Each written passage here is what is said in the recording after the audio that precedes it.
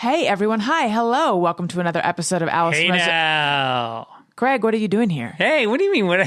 Allison, Where'd you come from, Greg? I came from the world of Childish, and I just want to make sure that your listeners know that you're just as wonderful on the other podcast you do.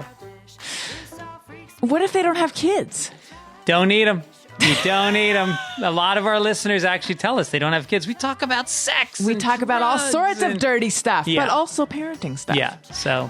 Check out Childish. New episodes every Wednesday, wherever you listen to podcasts. Childish, oh shit, maybe I should have got it fixed. Allison Rosen is your new best friend.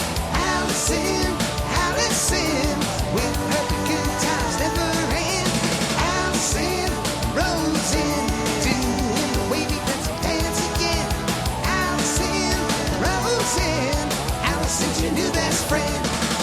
Hey, everyone. Hi. Hello. Welcome to another episode of Allison Rosen is your new best friend. This is the first Monday episode recorded in 2021. I'm very excited to welcome my guest. He is an old school YouTuber, very, very popular and successful from the early days of the platform. Excuse me. He hosted a pop culture and celebrity entertainment show, very funny show called What the Buck. And he went on to appear as a correspondent and a host on television. And now he's left that whole world behind him. And he's in Denver and he's a life coach and evidently much, much happier. I need to dig into all of this. Please welcome to the show, Michael Buckley. Hello. Well, hello. It's so nice to see you. I feel like this is such a lovely reconnection, reunion, first time podcast. I'm so happy. I feel like we've been friends yet not friends for years, and I'm just so happy to connect with you. Same. And we should be, full disclosure, like so many connections that are happening in this pandemic, virtual connections, this one was beset with technological difficulties. It almost seemed like it wasn't going to happen. So I feel already like we have overcome something, and now we're trauma bonded. Totally trauma bonded. And it's like, this is already more fun because it was a journey to get here. We had a Zoom issue. We had a connectivity issue. I didn't know how to use my microphone because, like I told you, I'm 100 years old. And then I figured out my microphone and you're like, yeah, I still don't think you did it right. So then we figured out my earphones. And so it was 4 or 5 steps and a chicken salad sandwich later. And here we are. Here we are, ready to make the best episode ever of Allison Rosen is your new best friend. Here we go. I mean, I like to claim they're all the best, but I know that you're very into positive psychology. I'm very into positive psychology. I am wondering, and I'm very into psychology, but what specifically is positive psychology? So positive psychology, it's interesting because I remember I was a psych major in college and I remember studying, disorders and pathological things and realizing by sophomore year that I wasn't that interested in traditional psychology. I didn't want to diagnose people. I didn't want to go Freud and down a rabbit hole of why are you like this and what's going on with your mother. And again, I think, traditional psychology tends to be what's wrong with you. I think positive psychology is more what's right with you. So, I mean, I don't want to ignore that there is lots of pathological things in the world. And I do think of positive psychology as a slightly different field. And I love it so much. I think it's just so interesting and so fun and so life affirming. And so, yeah, like it feels like a different category. But for someone like me, it's just a much more fulfilling and interesting category to study and be involved in. So is it a school of psychology? Like, are there therapists who are practicing positive psychology, or is it more in the sort of self-help zone? I mean, I'm sure there are therapists and people who are licensed practitioners who are using the tools of positive psychology. Like there's plenty of PhD level psychologists who are totally in the world and that's what their research is and that's what their clients is. So totally. So right. And I don't think, I think they coexist and I think they can be beautifully complementary to each other. So, I mean, my coaching credentials are certainly not medical credentials. I mean, life coaching is a totally goofy field. Like you could literally go on Twitter right now and say, I'm a life coach. coach. And like, it's a joke on a sitcom. If you ever watch The Connors, like Aunt Jackie, Laurie Metcalf is like, I'm a life coach. And the whole audience laughs. Or if you watch Mom, Allison Janney, I'll be like, I'm her life coach. And the studio audience bursts into laughing. So I understand it's a very goofy, non-regulated field, but I think it's also very powerful. And I think in 2021, I think we all benefit from coaching. Like, coaching is an interesting field. Like, I mean, it is kind of consulting your brain. It is kind of exercise and fitness. It's working out your mind. So again, the way you talk about it, like when I started coaching, I remember even my father saying to me, why don't you tell people you're consulting? I'm like, right, because you think it sounds so goofy that I tell people that I'm a life coach. And so I'm willing to have people go, that sounds dumb, knowing that I'm the product of life coaching. And I also do very powerful work with people. So, yeah. As I knock my technology out, I'm like, the earbuds. What's an earbud? I haven't had these in years. I'm like, ooh, earbuds. What's happening? See, I can't laugh. I'm so bad at this. So if you're just listening to this, please know that I just literally knocked my earbuds out of my ear, not once, but twice. That was amazing, though. Who's like who's a real, you pop culture expert should be able to nail this one. Who's like the most famous clumsy guy? Mr. Bean is clumsy, right? Oh my God, I love Mr. Bean. I'll tell you a funny Mr. Bean story. Okay. So once I was figure skating, because I used to figure skate. I forgot about that. I was a figure skater and I did lots of commentary and stuff.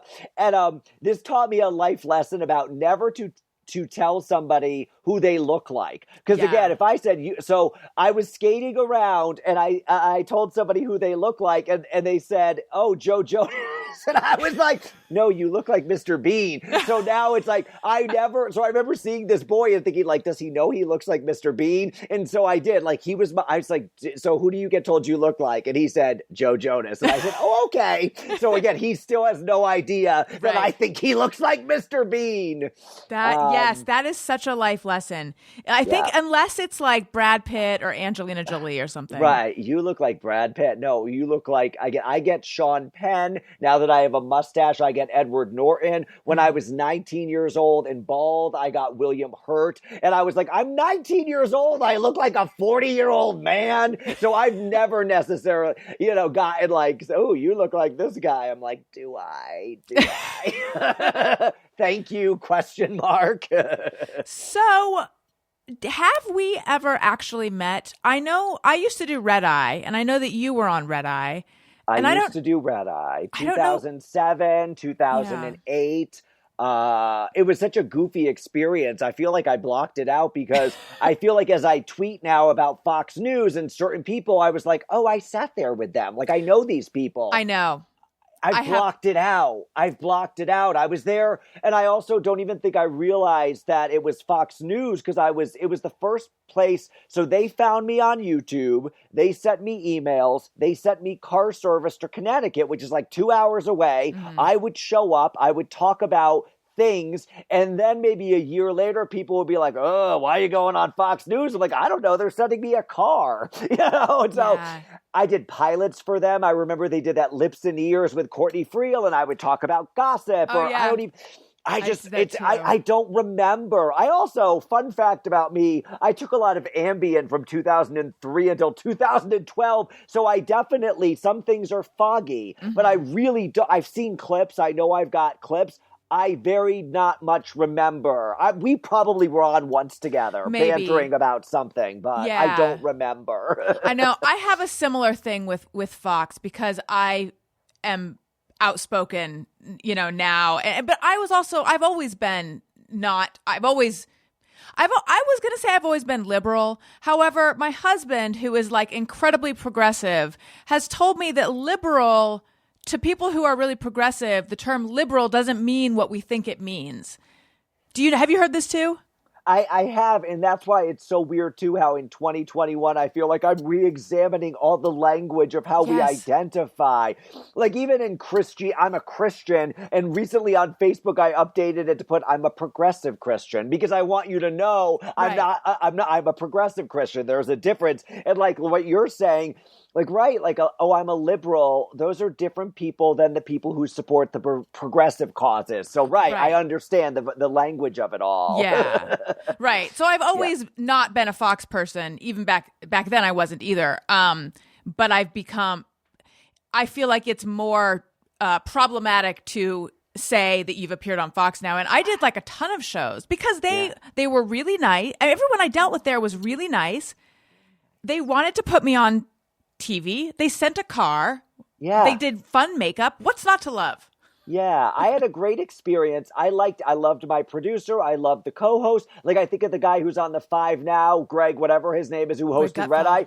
He was lovely to me. He laughed at everything I said. We had a lovely time. I had a great experience. Right. It is interesting to see the movie like Bombshell or hear about all the sexual abuse allegations because, right, it's like, oh, I'm sure I was walking around the hall and there was gossip and innuendo and very much a loud behavior where now if I really did think about it, and I mean, all of us who went to work in the 1990s or the early 2000s, you worked in an atmosphere where you probably heard plenty of sexual harassment and it didn't even occur to you to complain about it because this is just who we are. And this is how we talk to women. I was watching this sounds so silly, but I watch everything with a different lens now. And so I love watching old TV shows and being like, oh God, like the way men talk to women and the audience is laughing. And I was recently, sorry to go off track, but I think about this stuff all the time. I was watching an episode of Charlie's Angels and there was a nurse and she had, there was an attempted rape and the angels sat down to talk to her and Kelly Garrett, Jacqueline Smith looked at her and said, why do you think he was targeting you? And she looked at her and said, oh, well, I don't know. Maybe it's true what they say. Blondes have more fun. Like she made Oh my God. She made a joke about an attempted rape, and Kelly Garrett, Jacqueline Smith just said, and walked away from her. Like there was again, a woman getting attempted rape wasn't that big a deal. A man being disgusting to his secretary was movies and laughter. And of course, so now it's interesting how now it's like, no, this is not who we are anymore. And we are, but we don't wish to be this. So, so that was, again, didn't mean to derail, but when you said Fox, I was like, right, it's like, there is a reckoning now and there is an awareness now where I'm not going to sit there and my ambitions are not so great that I need to go in this man's office and drop my pants, you know? Right. It's interesting. I've been thinking about cancel culture lately. And generally when people gripe about cancel culture, I don't agree with them. I feel like, but it's consequences. But the people that you're talking about, I feel like they probably did horrible things. And then recently, someone that I've had on my show who I know to be a decent, I honestly, I don't know him that well, but I believe he's a decent, actually, you might be aware of it. It's Bean Dad. Did you follow the whole Bean Dad saga? I saw all those things the other day. Yeah. Okay. Yeah. And so it's this guy, John Roderick, who is in this band, The Long Winters, and co-hosts a number of podcasts, including one with Ken Jennings of Jeopardy, who is potentially being held up to be like to be the next host. And he also ran, speaking of progressive, like on a very progressive ticket, ran for office in Seattle. And he did this very long, wordy series of tweets about how his 9-year-old daughter came to him and she was hungry, and he's like, just put some baked beans in a pot, and she didn't know how to open the can of beans, and so he wanted her to figure out how to use the can opener. And it was like too long, and it was a little bit like, it was indulgent for sure, but all these people responded saying that the way he treated her, not helping her, making her go hungry, was abusive. Oh God, and he right. Oh God. got like, I mean, a mob essentially came. By the way, this is not even like the real news of the day. Trump, right. As we record this, Trump just got kicked off Twitter. The coup happened. But back in a simpler time of, 1.5 days ago, this was all going down. He has been put on indefinite suspension from his podcast network.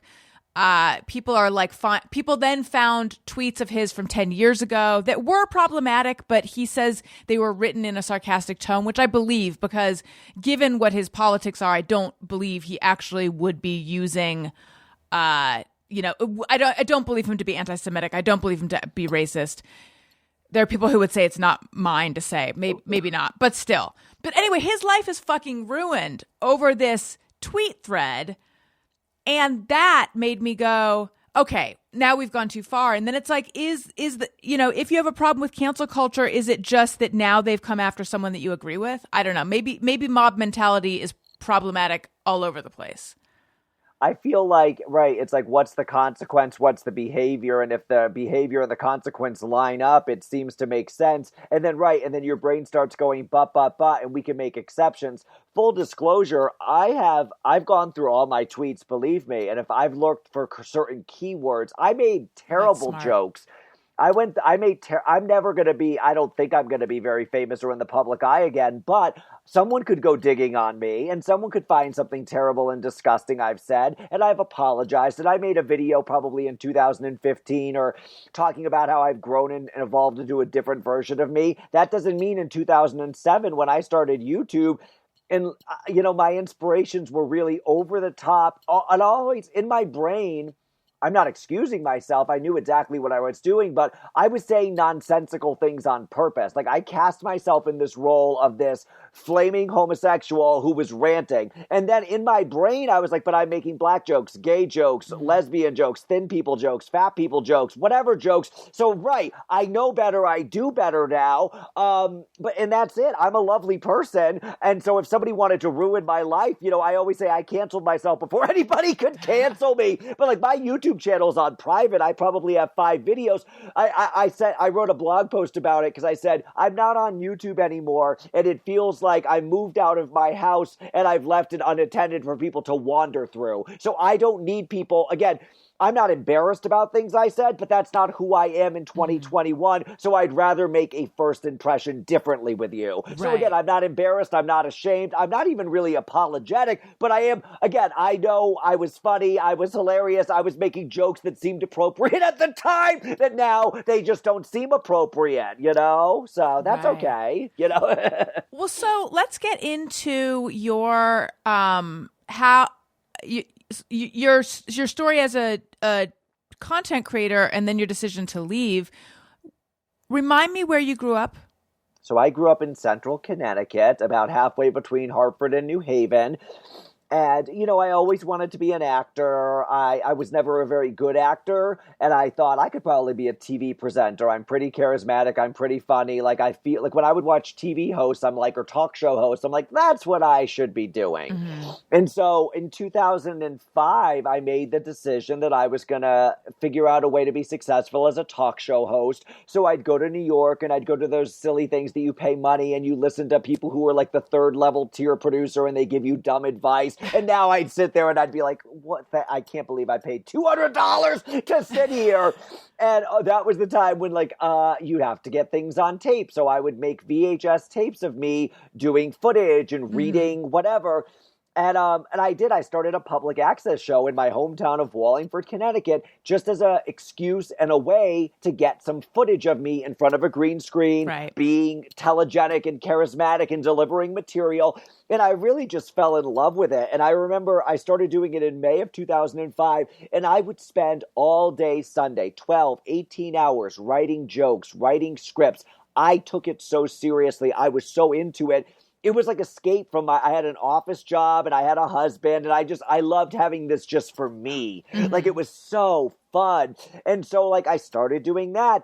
And then in 2006, my cousin who worked at the little public access thing as my volunteer helper, started putting clips on YouTube. And, eventually someone watched one of them and it was 200,000 views. And that's when my brain was like, oh, this is something. Mm-hmm. So maybe I don't even need to be on TV. I know about 300,000 people are watching on Fox. If I can get 200,000 views like this, maybe I will just be on the internet. And so beginning in January of 2007, I started posting 5 days a week. I formatted as the What the Buck Show. I really was one of the first people having a show on the internet. I think there was Rocket Boom. I think there was One Lonely Girl was a series, but I was definitely one of the first, if not the first, talking head delivering, a hot take on screen.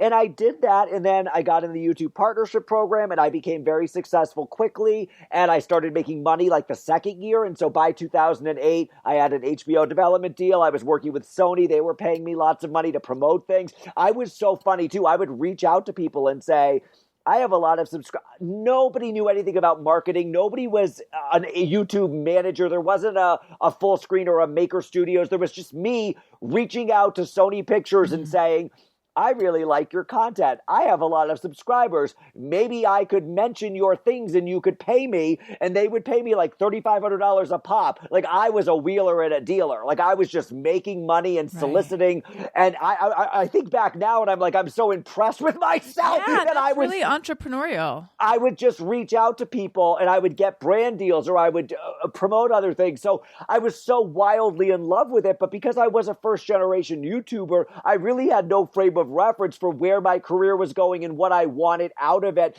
And so, when I look back at my YouTube career, I was like 2006, 7, 8, 9, 10, 11. I was very successful. Even 2012, I was still like in the top 20. But at that point, I was starting to be like, I gotta, I also liked it so much better when it wasn't that big, when it was just a small little thing and there weren't that many other creators. And I just loved it for what it was. And then by 2013, it was just like everybody was on YouTube. And I had lost interest in it. And at that point, I was very disinterested in pop culture. I barely watched any TV. So I had created this online persona of this bitchy gay guy who rambled about topics that I had no connection with. And so by 2014, my life just exploded. I left my marriage. I was drinking heavily. And so I didn't want to do this anymore, but I couldn't fathom that, oh God, do I have to get a job? Like really, like what's it going to tell the world? Like I made lots of money and now I'm going to go get a job. And so, I mean, for years I just did, I always tell people, like my last year successfully on YouTube, I probably made 382,000, good money. Then the next year I made 82. So I was making like $500,000, and I love talking about money, so I'm just dropping numbers. So because now the top YouTubers make like $20 million, but at the time I had a couple of years where I'd make $500,000 or $600,000, which is a lot of money. Yeah. And then one year I made 382, and my brain went, "Oh God, you're in trouble." And then the next year I made 82. So I went from 382 to 82. And then my year was drunk, getting divorced, dog dying, and I made no money. So it was just kind of like, it was time for me to do something else. I always say YouTube was done with me, and I was done with YouTube. And so I very happily retired the What the Buck Show in 2016. And then I spent the next probably year dabbling in content, still doing some brand deals, but working on becoming a life coach, growing my coaching business, and recentering my content more as coaching and personal development. And then by 2018, I was completely done.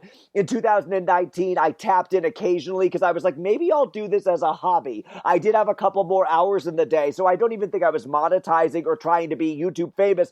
I just thought, to see if I could enjoy it as a hobby. Like I make my living doing something else, but maybe it will be fun to do some content. I did it for like 5 months and then that was like, no, I'm done. Yeah. It's almost like being a professional athlete. I was a professional athlete. I played it recreationally briefly after, and then now I'm peacefully, happily, so proud of what I achieved for 10 years, but so grateful and relieved to be on with my life in a different direction. Yeah. The 382 to 82, was that because of diminished views or were you making less content? I was making lots of content. So one day in 2012, the algorithm changed. And again, I'm not blaming YouTube. I'm not blaming the algorithm. This is not a victim story. But I used to make $20,000 or $30,000 a month. And then one month I made like $1,800. And that was the moment I saw. So people always, they talk about the adpocalypse or the whatever. I saw the moment I went from making easy, lots of money to no money very quickly. So it was a combination of the YouTube algorithm did change and my earnings did take a hit. I did have lots of a lot of sponsorships that was committed for a year. So like I had lots of like, you do this, we pay you $12,000 a month to do this. You do this, we pay you. So I had plenty of money coming in other places. So that's why it didn't even matter. Like my YouTube views were low, my AdSense was low, but I was still making enough. But again, there was still a disconnect between why am I staying? Is it because I'm embarrassed that it's gone so terribly? And that was the truth. For a couple years, I felt embarrassed. I was like, really? Because really, I'd go on YouTube, I'd make a video, I'd have 1 million subscribers, I'd get no views. People would write, what happened to this guy? And so, right, it wasn't that upsetting, but it was the truth. It's like, you've got to go do something else. And so, I'm so grateful that I had those years where I was kind of a mess and in confusion and in overwhelm and in, oh, woe is me. And now being on the other side of it, it's like, those were the most important years of my life. Like, life is very easy when you're making $600,000 a year and people think you're fun and sexy and going to VidCon and have a line of people waiting for you. And then when you go to, I always say, I love what I know what it's like to be in a hit. I know what it's like to post a video on YouTube and get hundreds of thousands of views right away, 10,000 comments, everybody's engaged. And I know what it's like to post a video and get like 10 comments. And so again, and I know what it's like to go to VidCon and have thousands of people there cheering for you. And I know what it's like when they have a big room and 10 people show up and you're standing there like, yep, this is where I'm at. So I'm so grateful that I know what it's like to be a hit and I know what it's like to be a flop. And that's the thing as a coach, I don't coach happiness, I coach humanness. Like I'm here for the human experience. So I like the good, the bad, the ugly, the gross. So I think about those couple of years of drunkenness and messiness, and those were some of the best years of my life as I evolved into this different version of myself. If the hits had continued, would you still be there? So that's an interesting question. I don't know how to answer that because I don't ever play. Like, what if I was still married? What if I still lived in Connecticut? I don't really play those games with myself. I would like to think I would have moved on because I really wasn't satisfied. I wasn't fulfilled. I wasn't enjoying it. I had many years where I would make a video and then I just couldn't wait to go do something else versus now I coach for 8 hours a day and I'm high as a kite. Like I have so much dopamine and so much joy and I can't. So versus, you know what, I could be a better YouTuber now. Like I have the mindset for it. I have the personality for it. That's why it's funny. People will see me on Instagram and they're like, you should be on TikTok or you should make, I'm like, I've done, or people always tell me you should have a podcast. Right. I don't want to do any of this. I have a job. I have a career. My life is ridiculously satisfying and meaningful. And when you said in the opening that I was happier now, I'm not happier now. It's not, happiness is pretty easy for me. It's not even like I was unhappy. I was just, just a little it wasn't even happiness. It was just the purpose piece, the meaning piece, and I don't know, like I peaked. Like it's like I said, you can only go to the Olympics so many times. I went to the Olympics. I won. I don't need to go back to the Olympics. I have nothing to prove. And and I don't know. So, and again, in 10 years, you might interview me and who knows, maybe I'll be a talk show host or maybe I'll have a podcast. But right now I'm just too busy enjoying life, which this is the other thing I did not do when I was a YouTuber. I was constantly, a little bit imposter syndrome, meaning thinking this is dumb. Like, I can't believe they're paying me $15,000 to mention this product. I feel like an idiot. Like I like, yay, but I feel like an idiot. Right. This was early on. Like I didn't even know what I was doing. And then also, so it was either this is kind of dumb or also this is going to go away. Like there's no way this is sustainable. Like here come all the up and coming people and I could see the look in their eye. Like they're way more into it than I ever was. Like they're way more interested in YouTube culture and calls to action and collabing and asking a question to get a comment. And I have no, again, I loved it, but I'm very happy to be doing other things with my life, It's really interesting, the idea of just drawing a line and being like, I do not make content anymore. I was listening to you on Grace Helbig's show, and when she was just like, it seemed to me like there was almost envy and admiration in her, and maybe I'm projecting, in her voice when she's like, you did it, you left it behind. Because I think that I think everyone who makes content wonders, what would it be like, even if you're happy, you wonder, what would it be like if I were a civilian, if I left this behind, and I was trying to figure out earlier, like, what is it? What's the grip? I mean, aside from, money, I think it's this idea that, like, there's something that makes you feel special if you're making content, and it's like, oh, I'll just be a regular person. Yeah, it's a lot of external validation. It's a lot of, you get emails from producers who want to work with you. You get offers to do a book deal. And I mean, someone like Grace is so ridiculous. If Grace ever hears this, hi, Grace, I love you. Grace is so talented. Grace is a best-selling author. Grace has a great pod. Grace is going to do stand-up. Grace can do a million things in her life without making YouTube videos. Like, YouTube is such a small piece of Grace's puzzle of her success and her makeup. So, but yeah, like I think it is. It's easy external validation. It does. And also, but here's the thing, like if I had my mindset now, I would have been like, I'm adding value to people's life. People love me. They think I'm funny. Like, so me making a joke about Miley Cyrus is just as hilarious and important as me doing coaching work, So if I did it now, I would be able to attach more meaning to my comedic persona. Right.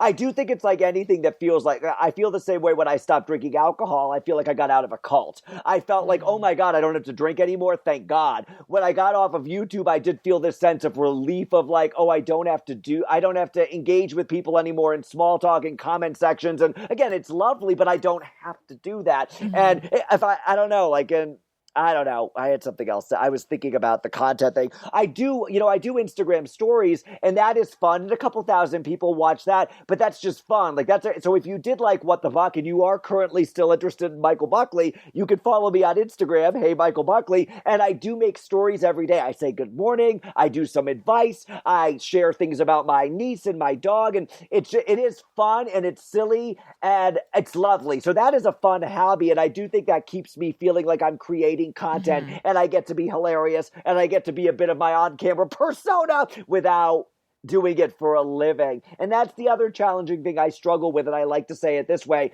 It's difficult when your hobby becomes your career because like I said, I did this effortlessly and easily for 50 hours a week, not making a dime. I just loved it. And then it became my career, and the stress of, oh, this is it. This was me escaping from my day job. And then it's like, oh, I guess I'm doing this now.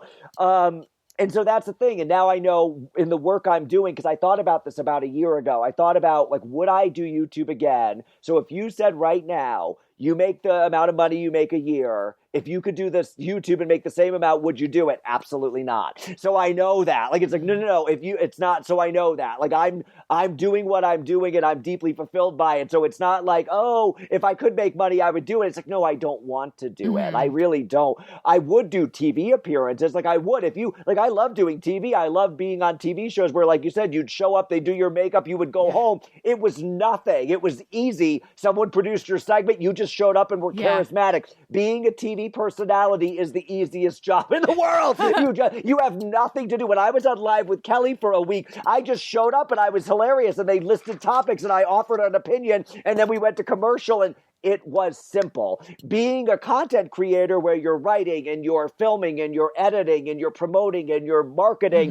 You're and hustling. again, it's a lot. So again, I never loved I loved being funny, and I loved being comedic, and I loved watching myself and thinking I was funny. The other stuff, I never liked editing. I never liked any of the other things. So it's like, I don't want to do it. So I don't want to do it. How did you learn to edit? Because that's a hard thing to do.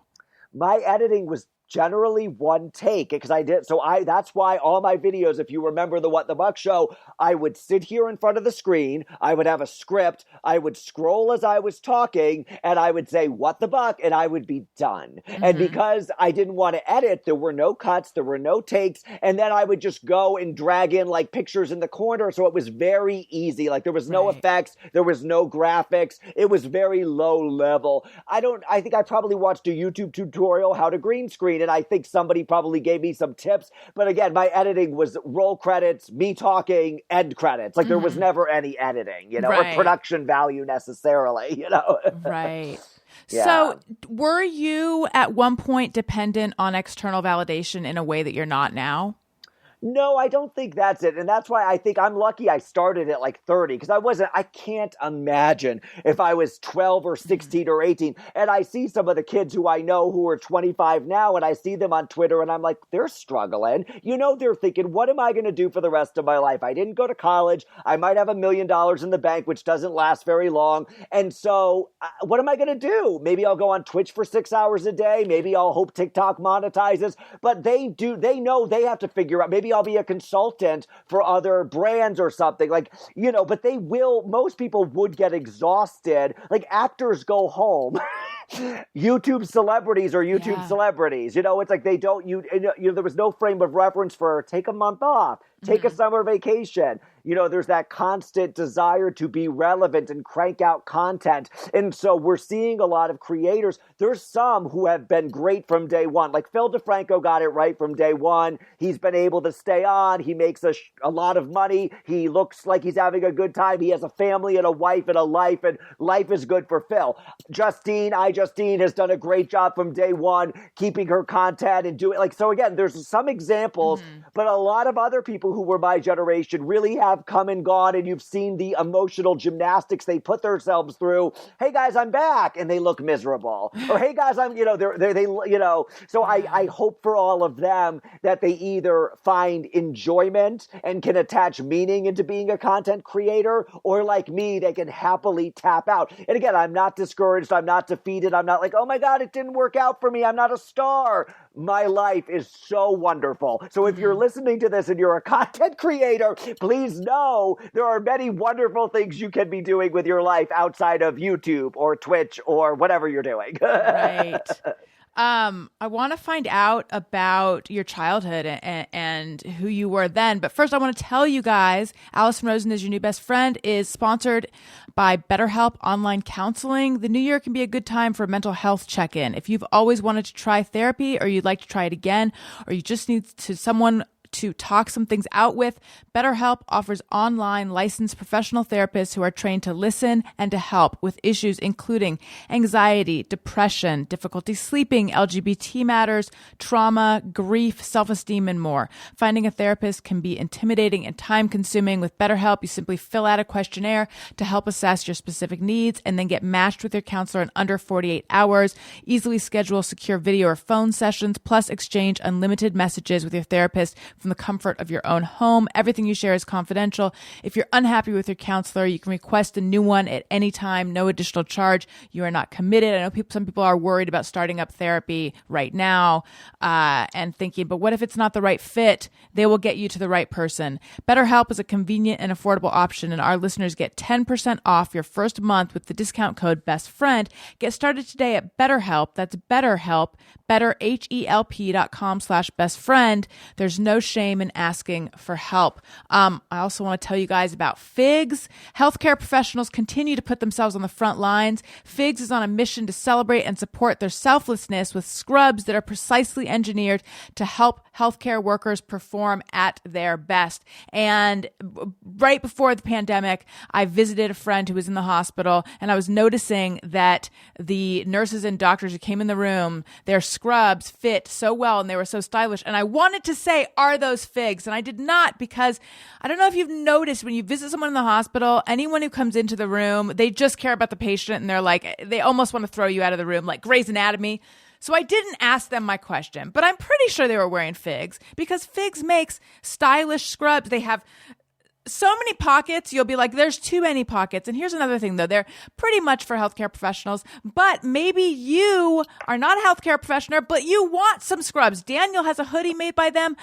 It's so comfortable. It's got a ton of pockets. I almost bought a lab coat. I don't need one, but I wanted one.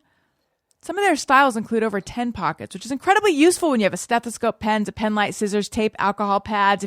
For me, my phone.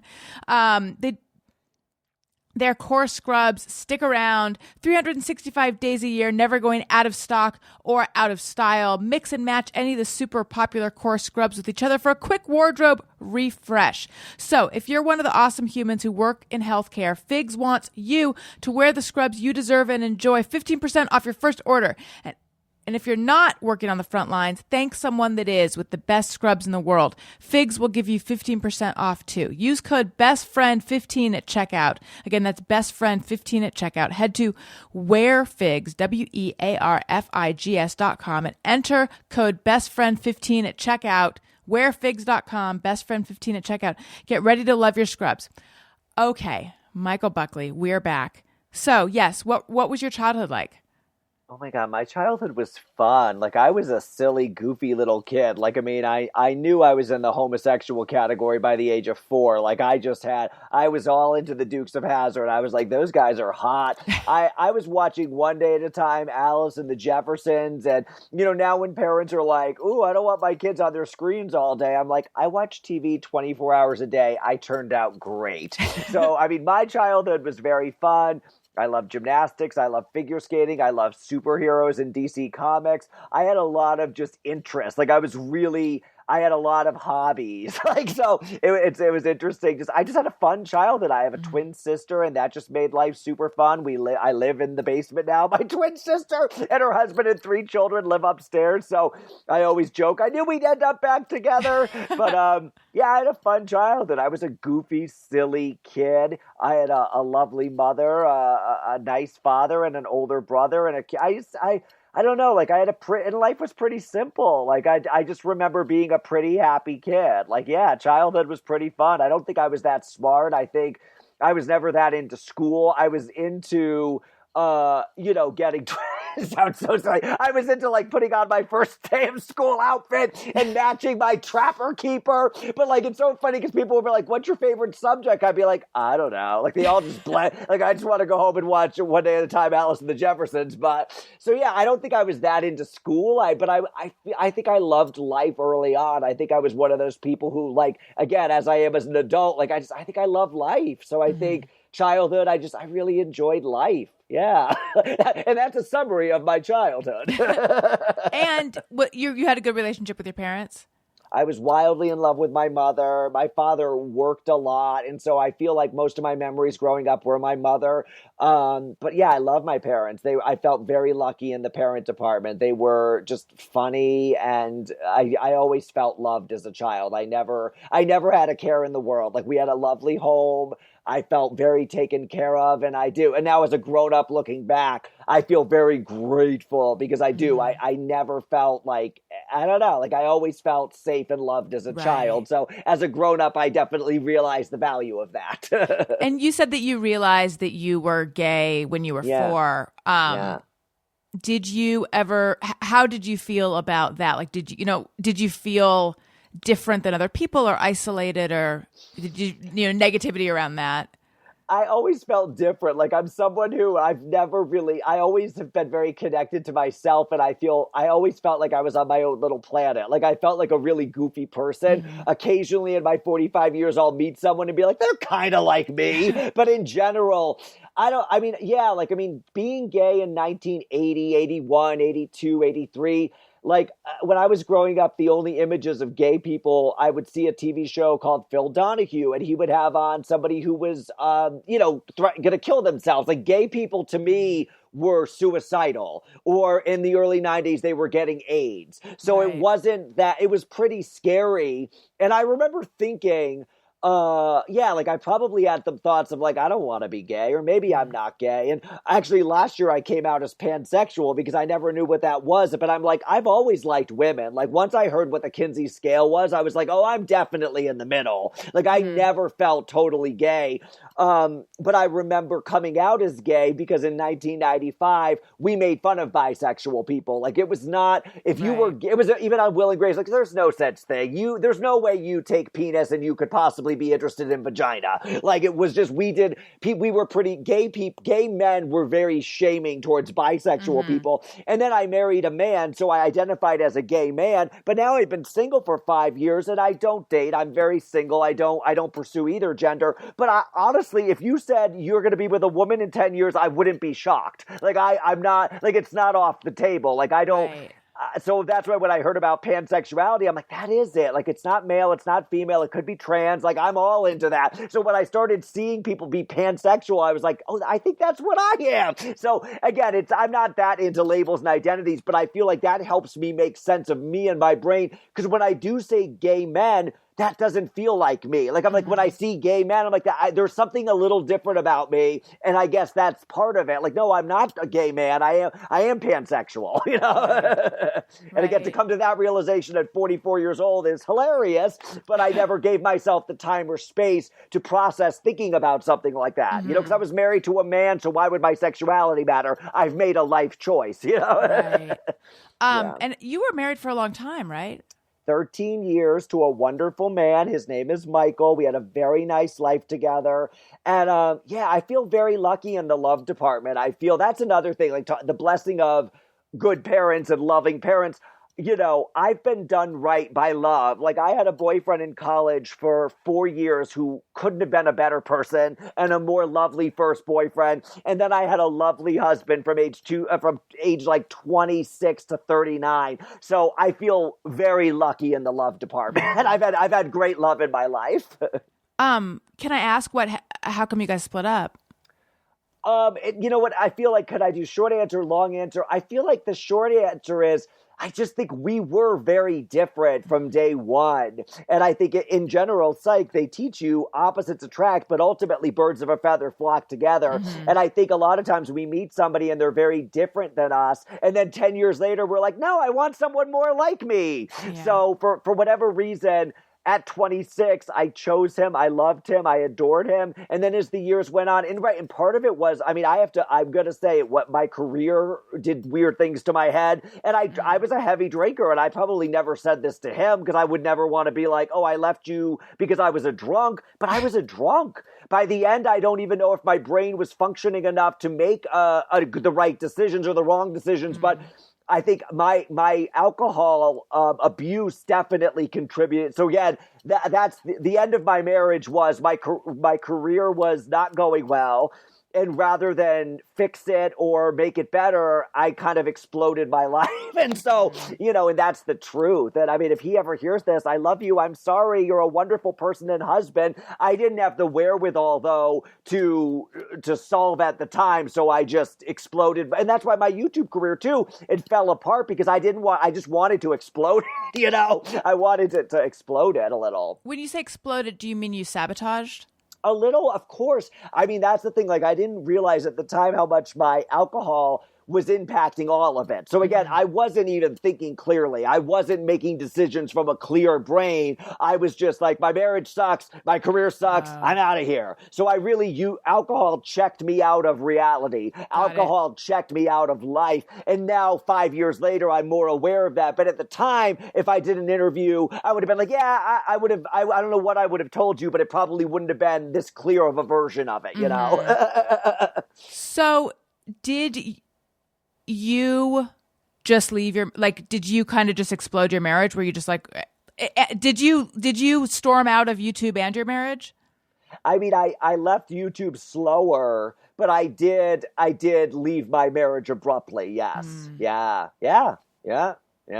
So. How do you feel about that? Peaceful, very peaceful. Like I think about the past, and the only thing I can change about the past is the way I think about the past. So when I think about my marriage, all I think is he was a wonderful man and he adored me and we had a really nice life for 13 years. So that's all I ever think about it. So I don't really go back. That's why when you were asking me a hypothetical about YouTube, I'm like, my brain doesn't go backwards very often. So I would like to think if I was ever married to a man for 13 years again, that I would handle the end of it a little better. But at the time, you know, we all do our best, and sometimes our best is terrible. My best was terrible. And that was, in that moment in 2014, that was the best I could do. So when did you start drinking? So it's interesting because I probably started heavily drinking 2012, so I never even drank. I wasn't a teenage drinker. I wasn't a 20s drinker. I didn't start drinking until 2011. We bought a second house on Cape. This was the other thing. So YouTube had kept me so isolated. I really had no friends. I had no life. 2008, 9, 10. I never left the house. I made videos. I talked to strangers in the comment section. I had a husband. And then in 2011, we bought a second home on Cape Cod and we started making friends. And that was the other reason I started tapping out, because it was like, I just want to have friends and a life. And then, I have to go make a YouTube video. So really around then in 2011, 12, 13, we had friends. We went to bars. It was just fun. And so I ignored the fact that my career was on the decline because I was so enjoying normal, real life. So again, along the way, I kind of developed a drinking problem because I don't identify as an alcoholic. That's not my word. I don't, because I did stop drinking one day and I haven't drank in 4 years. I'm not sober. I'm not in AA. I just realized that alcohol had nothing left to offer me. So, and I didn't drink that much. I drank like 2012, 13, 14, 15. So really 6 years of my entire 40-year life. So it wasn't like it was that big of a thing, So now as a non-drinker, it's like, right, you lived your first 35 years without drinking. So it's not that big a deal, Do you have an addictive personality?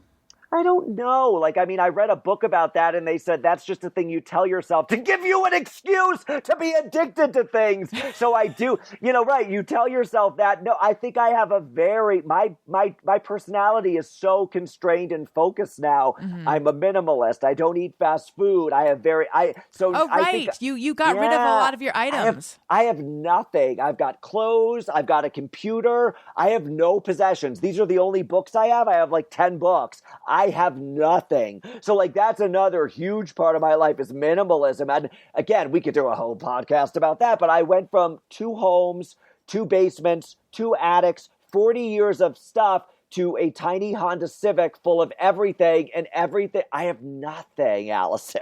I don't have, you could say move and I would move in an hour. I have nothing. It's so amazing. I want to feel what that is like. My clutter owns me and it's everywhere. I must know, what are the books that you kept?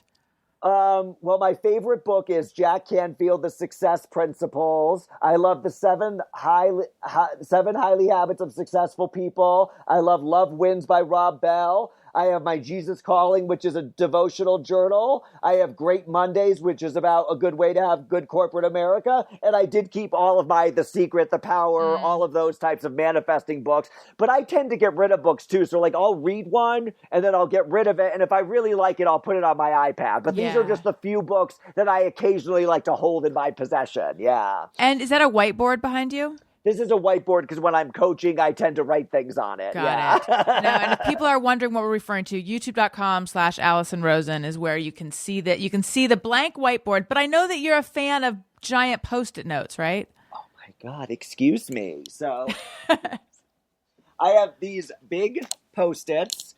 And I love Post-its. These are big. So again, compared to this, which is a normal Post-it, this is my Post-it. Yeah. And I use them for affirmations. My whole wall is, these are my best thoughts. These are my best emotions. These are my 6 priorities this year. I have my personal mission statement. Oh, what is it? Oh my God, it's so good. Okay, everybody, stop. And again, this will take 30 seconds, but it's so I wrote this last year. Okay. And I encourage you, if you're listening, to write your personal mission statement because companies do. Companies have a mission statement. They have a manifesto. It's this is who we are. This is what we do. So as you're listening to me, think about how you could apply this to yourself. This is who I am, and this is who I wish to be in the world, because it makes my day so much easier, because if I'm living out of line with that, it's that's not who I wish to be. Right. It's written right there on the wall. So this is my mission statement. I am the greatest love of my life. God is my partner in creating my life on purpose. I live an intentional life of minimalism and contribution. I love others unconditionally, regardless of them. I value deep connections and open minds and hearts.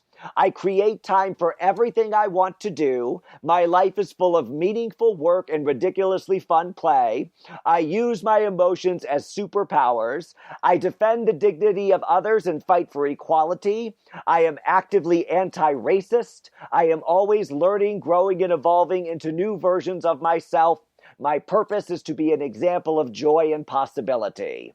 I love that. Thank you. I love that. Yeah, I feel inspired talking to you. Occasionally, I will write notes in my phone that I tell myself I'm going to read this when I'm feeling low, or I'm going to read this when I'm feeling nervous. It's oftentimes like, because I still am so much in the content world, if I read, negative comments, even though I don't want those voices to be in my head, they will be in my head. And then I have the temptation to like diminish myself or not say something that I want to say. And so most of it's to sort of push that away and just be the most myself I can be. But I'm going to write a longer one. I'm going to get me some of those Post-its and I'm going to put them on my wall. You need a default thought for every occasion. So every time I go into the YouTube comment section, all I'm thinking is, other people are allowed to not like me. I'm allowed to not take it personally. That's all, again, because otherwise my self-esteem is too hit or miss. If you like me, I feel good. If you don't, I don't feel good.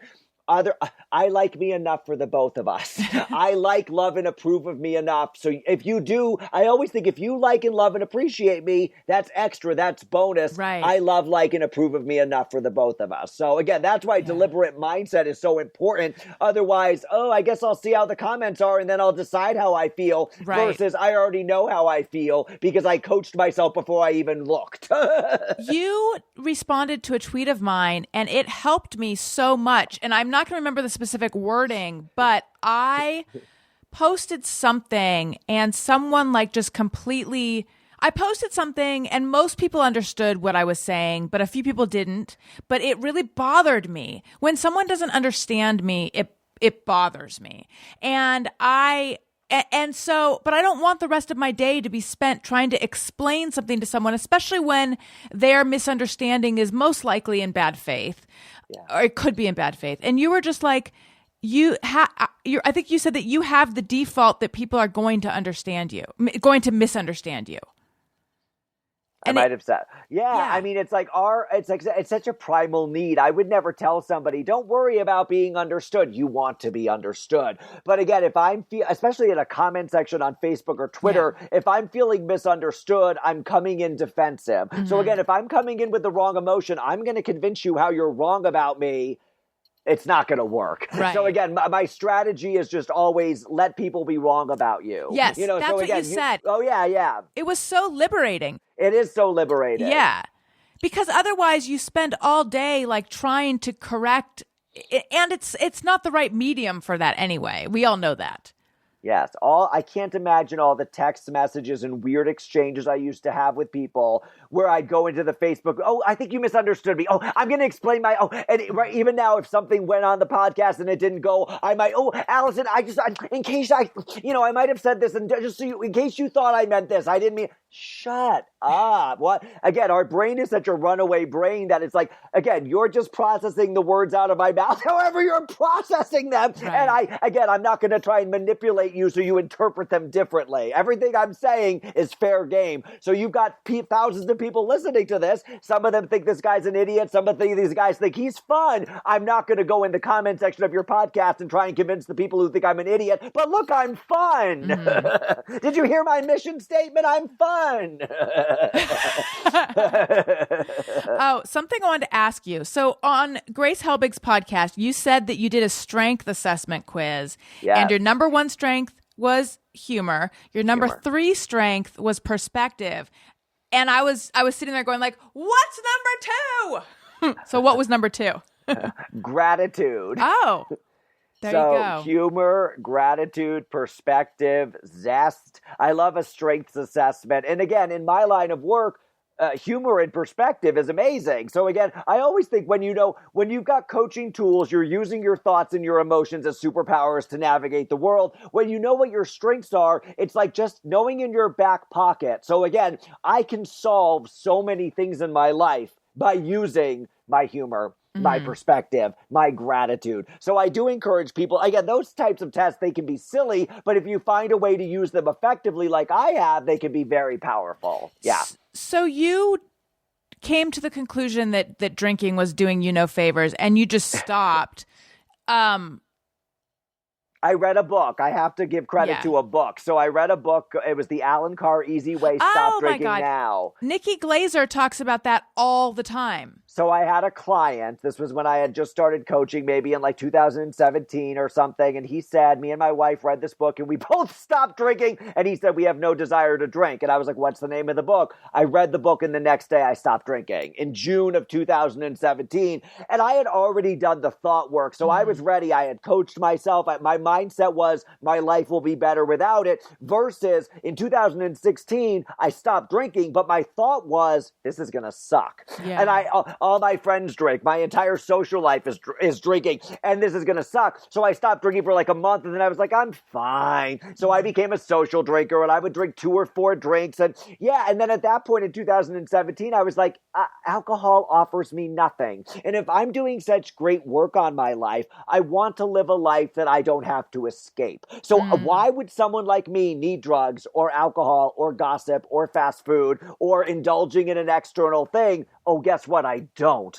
And so I could drink right now. It's New Year's. I might have had a sip of champagne. I don't want to be I don't want to be a one drink drinker. And I don't want to be, I think that's what I thought. I felt like I got out of a cult. I was like, I'm brainwashed looking at Facebook. Mommy had a stressful week. Give me the wine. Like we're sold alcohol as a strategy. Skinny girl margaritas. Like drinking is sexy. Drinking is dumb. Like no offense, but drinking I don't drink either, so it's pretty. No offense to people who are. It's a little bit. You've been sold something and you bought it, and and the funny thing is when people say they can take it or leave it, I'm always curious. Then why do you take it? So if you're listening to this and you're someone who tells yourself you can take it or leave it, I am curious. Why do you take it? And here's the other interesting question I love to ask people. So I love that they ask someone, hey, why don't you drink? Like they ask you that. You must be pregnant or you must be an alcoholic. Why don't you drink? I think it's way more interesting to ask someone, why do you drink? Yeah. No, really, what's your reason for drinking? And if you've got a great reason and you like your reason, then by all means you keep drinking. But I can tell you right now 15 to 20 reasons why I don't drink. I could not make up one reason why I would. Oh, to fit in. Oh, to have something to hold at the bar. Oh, to be more relaxed. There's no reason that I would ever drink. Right. And I love that. It's such a relief. Yeah. You said that you have a Just Me or Everyone. I would like to hear it, but we have a little song that we play, and here it is. Sometimes I ponder on something I have thought or done. Is it just me or everyone? All right. What is yours? Is it just me, or does everybody wake their dog up from a deep sleep in the middle of the night and kiss him and say, thank God you're alive, I love you so much? Aww. I literally wake my dog up and be like, do you know how much I love you? Like, he'll be sleeping and I'll just wake up and I'll be like, you need to know how much I love you. Does everybody do that? Is it just me? I think a lot of people do that. Yeah. I feel like my husband and I are woken up by Wendy, that's our dog, more than she's woken up by us. But there are a lot of like snuggles and kissies in the middle of the night and stuff because she's just so sweet and cute. Oh, I know. Go ahead. He's my dog. His name is Colin. He is, and he is 15 years old. He's the great love of my life. He is named after Colin, Kelly Taylor's coke-dealing boyfriend from Beverly Hills 90210. Oh, yeah. Fun fact, because back before Netflix and Hulu and whatever, 90210 reruns used to air every weekend for 3 hours on FX. And my poor ex-husband used to look at me Saturday and Sunday morning and say, are you going to sit here for 3 hours and watch Beverly Hills? So I should have just told you that. Yeah, that's the reason we're not married anymore, because he didn't want me to watch 90210 for 6 hours on the weekend. But so for whatever reason in 2005, I was watching the reruns quite heavily, even though I had watched the original run back in 1991 to 2000. But so I looked at him when we got the dog and I said, I'd like to name him Brandon or Dylan. And he said, there is no way I am naming a dog after a character from Beverly Hills 90210. So after I pulled myself together about 12 hours later, I just said casually, what about Colin? And he said, I love that name. And then maybe 6 years later, I said, I just want you to know you named your dog after a Beverly Hills 90210 character. I tricked you. How'd that go over? He loved the dog's name so much at that point that he didn't care. But it was a funny story that, again, mischievous me was like, I'll trick my spouse into naming the dog after a TV character. He won't even know what hit him. Scenes from a marriage. And I need to know your weighted blanket journey. Oh my God, Allison. It's so funny because I'm so good at wanting correctly. When I work with people and we goal set, I think about a lot of times our brain miswants things. I want a 4-bedroom house. I want a Mercedes. I want to get married. I want 2 children. Why do you want these things? I don't. And then I get them and then I'm like, see, you wanted the wrong things. Our brain tends to miswant. I have wired my brain as a minimalist to really be good at wanting. But this weighted blanket was probably my first miswant in a year or so. Interesting. I was on the Twitter and Andy Lassner, Ellen's executive producer, tweeted something about a weighted blanket had changed his life. And the first reply I saw was S.E. Cup saying something about a weighted blanket. So then I replied. So I quickly just got caught up in this. Well, I really love Andy and I really love S.E. and I'm going to go on Amazon and spend $150 on a king-size weighted blanket. Now, mind you, I should have just gotten like a $20, $30 throw and see if maybe I would like a weighted blanket. No, I bought a king-size one. You went all in. I went all in. Put it on the bed, had it on for about 20 minutes, put it back in the box, and got rid of it. I like freedom. There's no planet where I would ever want a weighted blanket. Like, I don't have anxiety. All the reasons you would get a weighted blanket are not for me. So I had it on. I could see why someone might like one on the couch for a couple hours, but for 8 hours of sleep when I want to move my legs and feel freedom, I don't wish to be under a weighted blanket. Right. I get the appeal. It's not for me. It was a miswant thanks to Twitter. Weighted blanket. Yeah, so if you're listening and you want a weighted blanket, get a weighted blanket, but make sure it's not because you're having a cute interaction with Andy and Essie on the twitter.com. Yeah. It was so nice talking to you, Michael Buckley. I could not have had more fun. You are a charming and delightful host, and I can see why anybody who comes on your podcast feels like your new best friend, as I do. So thank you so much for allowing me to talk about all this stuff. I had a wonderful time. Thank you. Tell everyone where they can find you, plug whatever you'd like to plug, etc. I mean, the best way to interact with me or find me, I do think, is on Instagram story. So please feel free to follow me. Hey, Michael Buckley. And I am on Twitter. Hey, Buck. Hey, I'm a little rowdy over there and a little opinionated over there. But yeah, so keep in touch. Say hi. And I'd love to hear from you. I do have a website, heymichaelbuckley.com. And so, yeah, keep in touch. And thanks for letting me into your hearts today. And if people are interested in working with you in the life coaching way, like, are you taking new clients? I generally am not taking new clients, but I do make exceptions, or I mean, maybe once a month or a couple times a quarter, I will take someone. So feel free to go to my website, heymichaelbuckley.com. There is a form. And again, if I spoke to you today and you are interested in working with me, by all means, fill out the form and I'll get back to you. And if I can't work with you, I'll at least send you some email coaching tools or something to kind of set you in the right direction.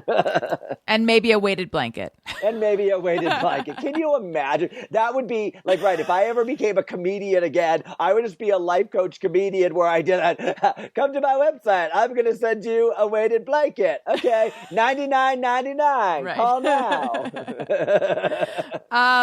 If you like what you're hearing, please make sure you're subscribed and is it right that you invented, or you were the first person to say, like, comment, like, review? I was absolutely, there's nobody who ever, because I know, because it's on my Wikipedia page, that the day I did it, I had the 4 top videos on YouTube, because I remember thinking, oh, what gets you on so people who are young won't know what we're talking about, but back in the day, the YouTube was set up to have top rated, most discussed, most viewed.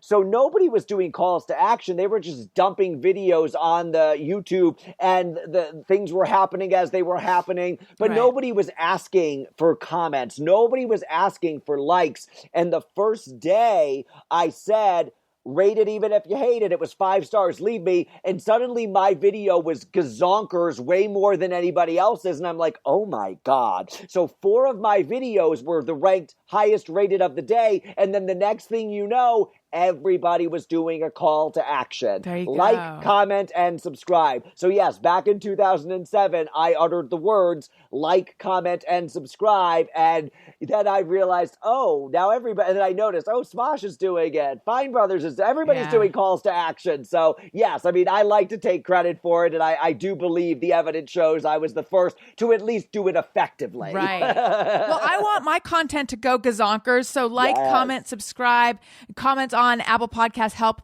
everyone, comments wherever you listen, but comments help people find the show. Make sure you click 5 stars, tell your friends, etc. Listen to my other podcast, Childish, that I do with Greg Fitzsimmons. I'm on Patreon, patreon.com/Allison Rosen. Bonus episodes every week. We do Zoom parties, all sorts of fun stuff. I have a book out. I'm also on Cameo. These are all my plugs. I hope you've enjoyed them. Thank you again so much. So nice talking to you. Listeners, thank you for listening. You matter. I love you. Goodbye. Hey, do you know about the Allison Rosen show? We had a good time, but now we gotta go. Yeah, Allison